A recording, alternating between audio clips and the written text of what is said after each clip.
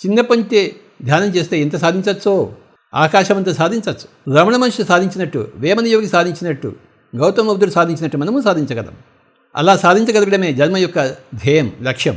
మడులు, మాణ్యాలు, బంగారు నగలు, రాజ్యాలు, మిద్దెలు, మెడలు కాదు. ఒకనొక రమణ మహర్షిలాగా, ఒకనొక వేమన యోగిలాగా, ఒకనొక గౌతమ బుద్ధుడిలా జీవితాంతం హాయిగా జీవించడమే, ఆ సమయం వచ్చినప్పుడు శరీరాన్ని సంతోషంగా వదిలిపెట్టడమే, ధ్యానంలో మునిగి తేలుతూ ఉండడమే సరియైన జీవిత లక్ష్యం. My dear friends, pyramid spiritual society moment అందరికీ ధ్యానం నేర్పిస్తుంది.